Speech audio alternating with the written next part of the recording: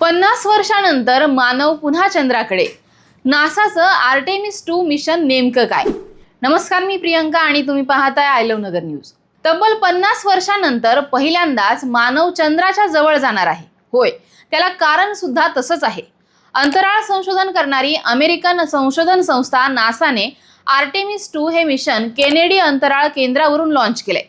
संध्याकाळी 6:24 म्हणजेच भारतीय वेळेनुसार 3:54 हे मिशन सुरू झालंय. या अंतराळ मोहिमेमध्ये चांदोबाला फेरी मारण्यात येईल.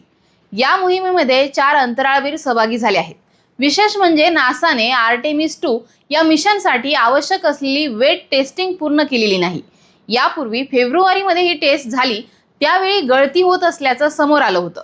पण ही अडचण दूर करण्यात आल्याचा दावा करण्यात आला आणि कोणत्याही चाचणीशिवाय आता हे यान चांदोबाकडे झेपावलं आहे. आर्टेमिस 2 भविष्यामध्ये चंद्रावर उतरणं आणि मंगळ मोहिमेसाठी ही तयारी सुरू आहे. मानवासहित असलेली ही नासाची मोठी अंतराळ मोहीम मानली जाते. आर्टेमिस 2 या मिशनमध्ये 4 अंतराळवीर सहभागी झालेत.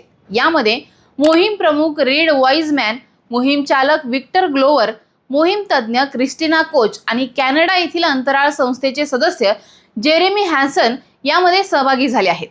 इंटिग्रिटी या अंतराळ यानातून हे सर्व अंतराळवीर चंद्राला प्रदक्षिणा घालतील. एक फेर धरून हे अंतराळवीर 10 दिवसानंतर पृथ्वीवर परत येतील. प्रक्षेपण यान आणि ओरियन अंतराळ यानाची ही पहिली मानव चाचणी आहे.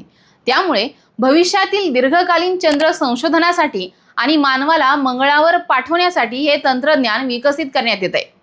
आता आर्टेमिस 2 हे मिशन इतकं खास का आहे? आर्टेमिस 2 या मोहिमेचं वैशिष्ट्य म्हणजे अपोलो युगानंतर प्रथमच अंतराळवीर हे पृथ्वीच्या निम्न कक्षेच्या बाहेर जाऊन अंतराळात खोलवर प्रवास करणार आहेत.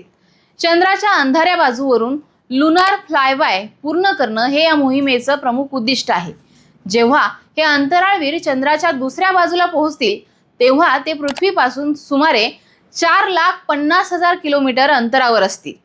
मानवाच्या इतिहासातील हा सगळ्यात दूरचा प्रवास असेल. आर्टेमिस 2 मिशनच्या माध्यमातून सिस्टीमचं निरीक्षण करण्यात येईल. यामध्ये आपत्कालीन प्रक्रिया, रेडिएशनच्या माध्यमातून सुरक्षा आणि लेझरवर आधारित अत्याधुनिक संवादाचं तंत्रज्ञान हे विकसित होईल. ही मोहीम आगामी अंतराळ अभियानासाठी अत्यंत महत्त्वपूर्ण आहे.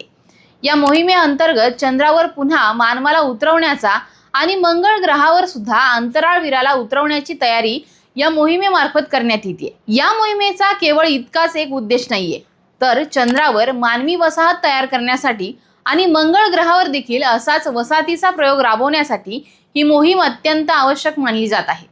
या मोहिमेमुळे अंतराळ संशोधनाच्या क्षेत्रामध्ये पुन्हा एकदा नवीन ऊर्जा निर्माण झाली आहे. तुम्हाला या मोहिमेबद्दल नेमकं काय वाटतं हे आम्हाला कमेंट करून सांगा आणि पाहत राहा आय लव्ह नगर न्यूज.